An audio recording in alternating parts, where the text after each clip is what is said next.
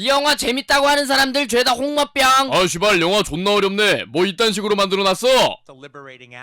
다리를 바꿔고 왔잖아. 영화도 베베 꼬였네. 관객을 비꼬는 거 아니야? 등의 불호 반응부터 논란. 영화 보고 존나 논란. 개쩐다. 이해하려 하지마.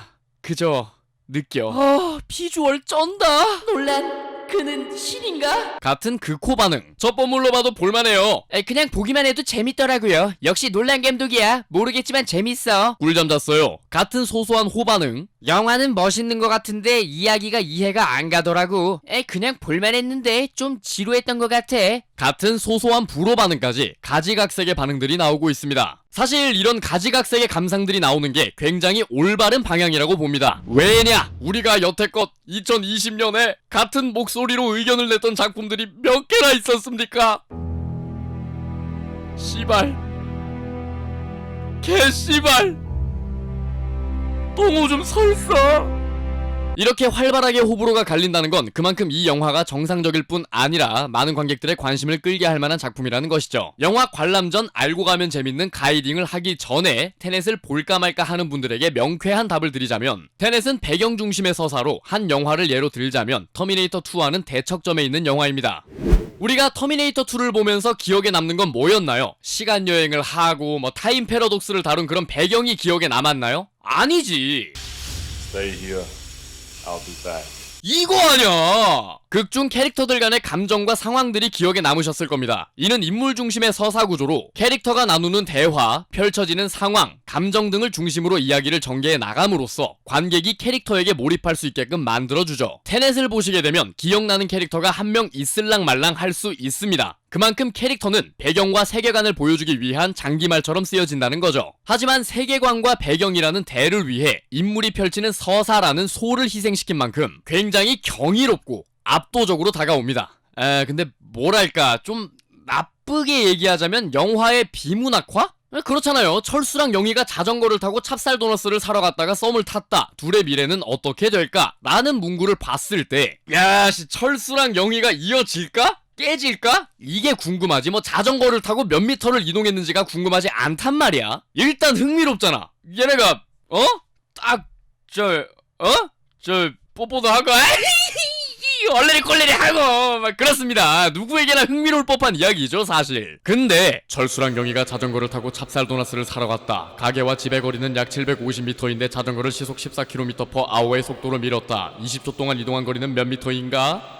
라는 문구를 보면 철수랑 영희가 뭘 하는지가 궁금하지 않죠. 그냥 자전거로 이동한 거리만 눈에 보인단 말이야. 수학을 좋아하거나 관심 있는 사람에게는 정말 흥미로운 문구일 수 있겠지만 누구나 관심을 가질 만한 그런 문구는 아니란 말이죠. 테넷이 호불호가 갈리는 가장 큰 이유이자 문제점은 이 두 번째 문구에 등장한 철수와 영희처럼 인물이 주도적으로 끌고 가는 스토리가 아니라 세계관과 배경이 스토리를 끌고 가다 보니, 그리고 스토리를 끌어가기 위해 세계관의 모순점 제거와 논리를 보강만 하다 보니 인물은 그저 세계관을 효율적으로 설명하기 위한 체스말 정도로밖에 소비되지 않는다는 겁니다. 저 같은 일반적인 관객 입장에서 봤을 때 인물?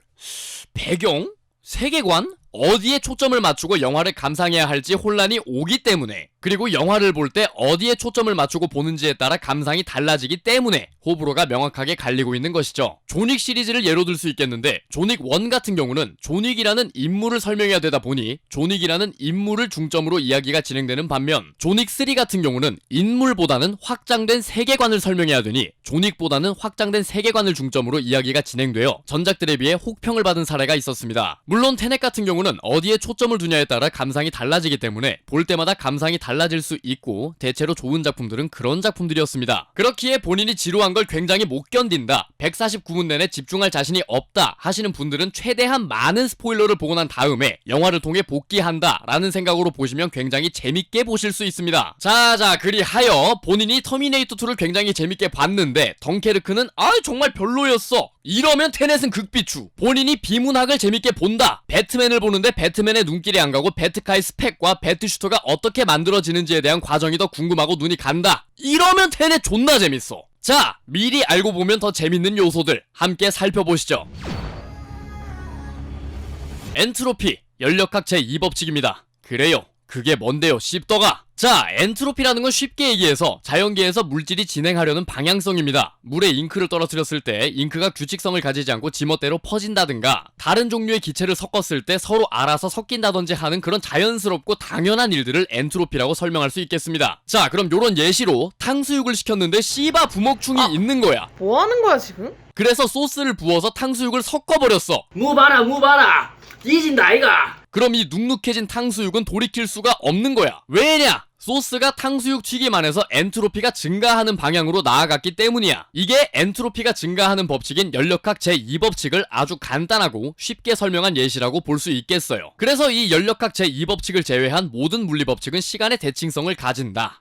그럼 시간의 대칭성은 뭔데? 자, 우리가 살고 있는 현재가 있죠. 이걸 A 우주라고 칩시다. 엔트로피가 증가하는 우주입니다. 반대로 까꾸로 A 우주가 또 있다고 칩시다. 얘네는 엔트로피가 감소하는 우주입니다. 우리 A 우주 입장에서 봤을 때 까꾸로 A 우주는 엔트로피가 감소하기 때문에 시간이 거꾸로 흐르는 것처럼 보이겠죠. 근데 이건 우리 A 우주 입장이고 까꾸로 A 우주 입장에서는 우리가 시간이 거꾸로 흐르는 것처럼 보이는 거야. 마치 모래시계가 흐르고 있는데 이 모래시계를 보고 있는 우리가 물구나무를 서면 모래가 올라가는 것처럼 보이듯이 말이야. 그렇기 때문에 이 둘은 대칭적이고 동등해요. 이 A 우주와 까꾸로 A 우주가 별개의 우주가 아니라 같은 한 곳에 있다면 어떻게 될까? 그리고 까꾸로 A의 물체를 A 우주로 옮기게 되면 어떻게 작용할까? 이게 테넷의 세계관입니다. 그렇기 때문에 테넷은 시간여행물이 아닙니다. 일반적인 시간여행물은 현재에서 과거로 이동을 하면 그 과거에서 다시 현재로 이동을 합니다. 그쵸? 뭐 타임머신을 타든 팅커벨을 만나든 시간이 흐르는 방향은 항상 한 방향입니다. 미래를 향하고 있죠. 하지만 테넷은 한정된 범위 내에서 시간을 뒤로 돌리는 것과 같은 현상을 다루고 있습니다. 시간이 흐르는 방향을 바꿔버린다는 거죠. 전반부는 현재에서 미래로라는 지극히 당연한 흐름을, 후반부는 미래에서 현재로라는 반대의 흐름을 보여줍니다. 그렇기 때문에 할아버지 역설이 적용되지 않아요. 할아버지 역설은 또 뭔데 씹더가! 내가 시간여행을 해서 과거로 가서 우리 조상님을 죽였어. 그럼 미래에 내가 존재하는 거임? 이라는 질문인데 테넷의 세계관은 시간의 흐름이 한쪽으로 가는 게 아니라 양방향입니다. 과거 때문에 미래가 바뀌지도 않고 미래 때문에 과거가 바뀌지도 않고 그냥 정해진 결과값만 존재할 뿐이에요. 내가 오늘 소개팅을 했어. 근데 씨발 까였어. 그래서 시간을 돌려서 막 상대를 재밌게도 해줘보고 막 플렉스도 해보고 데이트 코스도 짜가보고 했지만 결국 나는 까인다 라는 결과에 이미 포함되어 있는 과정들이기 때문에 내가 별 지랄 발광 똥꼬쇼를 해도 결국에는 까인다는 거야.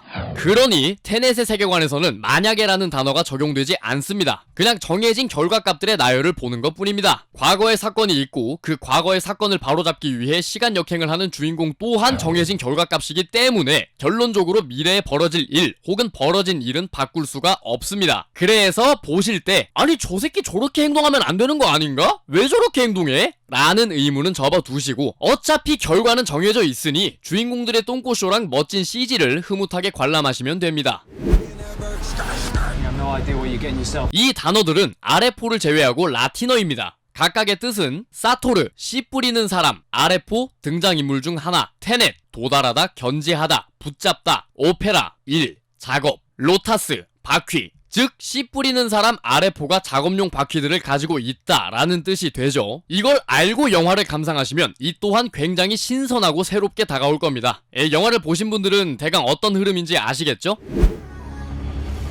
영화 내에서 감독이 영화를 보는 팁을 등장인물들의 입을 빌려 주기적으로 알려줍니다. 심지어는 예고편, 포스터에서도 알려줘요. 생각하지 마라, 직감으로 느껴라. 앞서 얘기한 세계관과 마방지는 알고 나서 보면 더 재밌게 볼 수 있다는 것 뿐이지 굳이 영화를 이해하려고 들지 않아도 보이는 화면과 자연스레 전달하는 세계관 설명만으로도 여러분들은 충분히 색다르고 멋진 경험을 하실 수 있을 겁니다. 그러니 이런 가이딩 영상은 참고만 하세요. 영화를 이해하고 음미하고 싶으신 분들은 스포일러를 최대한 많이 보고 복귀하는 식으로 즐겨보세요. 다회차도 좋고요. 영화를 그저 즐기고만 싶으신 분들은 머리를 비우고 당장 내 눈앞에 보이는 화면만을 맛보세요. 그것만으로도 충분합니다. 저는 테넷이 개봉하고 난 뒤 본편 리뷰로 찾아뵙겠습니다. 이 영상을 보시는 모든 시청자분들이 즐겁게 테넷을 감상하시길 바라며 영상 마치겠습니다.